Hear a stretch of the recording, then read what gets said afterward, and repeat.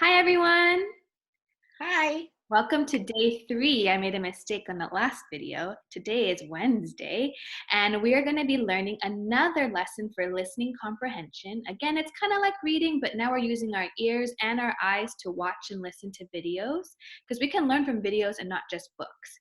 Because I know you guys love watching YouTube videos on all these different things, and I want to give you strategies for how you can be really thoughtful of how you can even watch a video and learn from different information that it's giving you. And so today, let's connect to yesterday. Yesterday, we had a lesson on how to write labels on our photographs to help us understand the animal's body parts. And today, we're going to be doing something different. We're going to be adding captions. And so I'm sharing this text with you on a fish because I really like how this book shows you what a caption looks like. If you notice, the captions kind of point to a part of a picture, and then they tell you what a little bit more information about what it's pointing at. And it's not just one word. Now remember, labels have one word, but captions give you maybe a sentence or two. Usually it's not more than 2 sentences, because then you can just have a page of text. You want to be very specific and concise about what you're explaining. And so we're going to do that today as we listen to the video. And remember, yesterday's skill we had learned was how do we really listen to videos? It's by asking ourselves one question, so we can really focus on that one question and not get too confused or overwhelmed by all the information that it's showing you. So as we listen to this video, the teachers and I are going to be doing the activity for the camel, and you're going to be doing it for the other animals, which are the giraffe and the penguin. Okay, so I'm going to pause the video a couple of times to kind of show you how we might come up with the captions, and then the teachers are going to help me write the captions on the seesaw. So are we ready, teachers? Awesome. Okay, here we go. And remember, just a reminder, this video is really great, but it does go kind of fast. So I'm gonna try my best to pause it as soon as I can, but I know that because I gave you the link to the YouTube video, you can always click it again and rewatch it to stop when you need to and jot down your notes. Okay, here we go. Have different body structures and behaviors that help them to survive in a particular environment. We are going to look at the camel, the giraffe, and the penguin to see the features of their bodies that help them live in their specific habitat. So again, the question that the video is talking to us about is how do we look at animal adaptations and how their body helps them adapt or survive to their environment. So let's pay attention to how the body part helps this animal survive. First, we will look at the camel. This mammal resides in the hot desert where sand blows everywhere. Luckily, they have double rows of extra long eyelashes and thick eyebrows to help keep sand out of their eyes. I'll pause right there. So let's take some time to think about what we just heard. Was there a body part that they mentioned? And what does that body part do to help them survive in their habitat? Teachers, you can give me a thumbs up when you're ready. Miss Akimowicz? I came up with the sentence, camels have double eyelashes, double rows of eyelashes to protect their eyes from sand. Double rows of eyelashes that help protect them from sand. I love that Miss Akimowicz came up with a complete sentence. Remember, our captions have to have complete sentences, and I'm going to put it near where the eye is. And if you guys want, you can get the text box and type it here with your complete sentence, and you can even add a little drawing, a line to where you want them to point to where you're talking about to make it more clear. I'm going to try using a different color because that blue is not very helpful. Let's try black. There we go. So I'm pointing to the eyelashes because that's what Miss Akimowicz mentioned. And I'm going to read it again. Miss Akimowicz said in her own words, and I love that we're using our own words, camels have double rows of eyelashes that help protect them from sand. Because we learned that sand is everywhere in the desert, and we all know what it feels like to have sand in our eyes. It is not a good feeling. So I'm so glad they have thick eyelashes that really help them keep their eyes from getting hurt.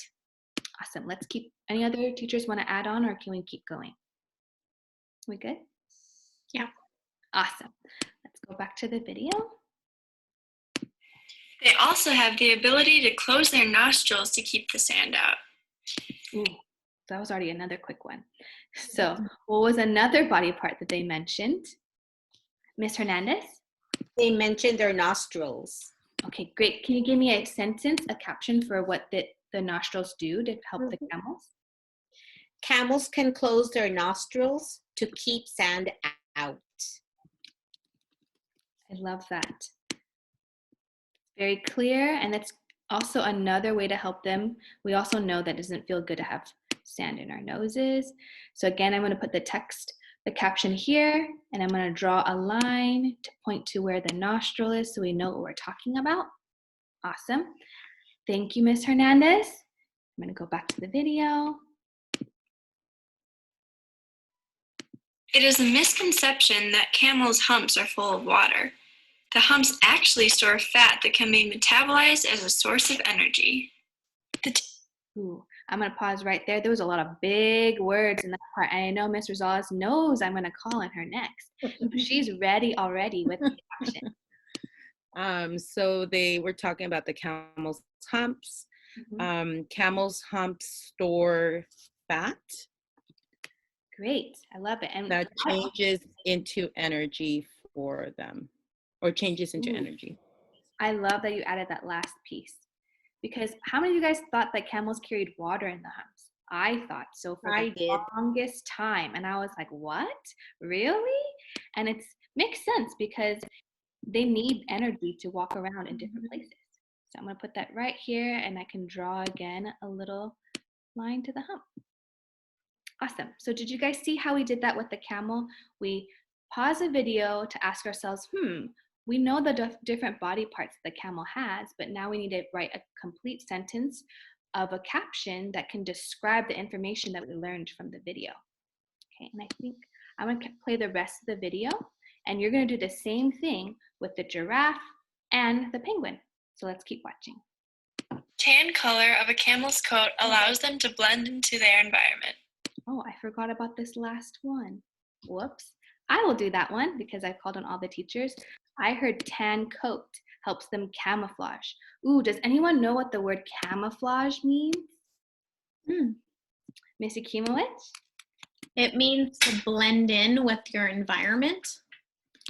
Oh, I love the definition, so clear. The coat helps the camel camouflage, and I might be a really good writer and actually write the definition here, or to blend in. Okay, and the coat's everywhere, so I'm gonna put that right here and then draw another arrow line to the coat. Awesome. So we just did that with our camel because I totally forgot that there was another information.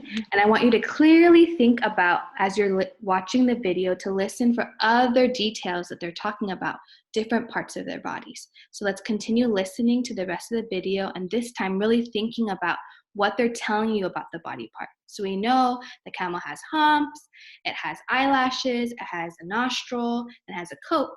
But now today we're thinking about, well, what do those things do for the animal? So you're going to be listening to that as we watch the giraffe and the penguin.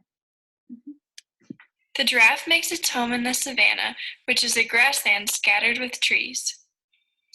Its neck is around 6 feet long, which is perfect for eating leaves from the tall treetops. A giraffe's tongue is long and tough, which protects it against thorns when feeding. The spotted coat of a giraffe is for camouflage. This giraffe could be easily mistaken for a tree. The Antarctic region is home to the penguin. It is extremely cold here, and the water temperatures never rise above freezing. Penguins have to keep high body temperatures to remain active. They have thick skin and lots of fat called blubber under their skin to keep warm in the cold weather.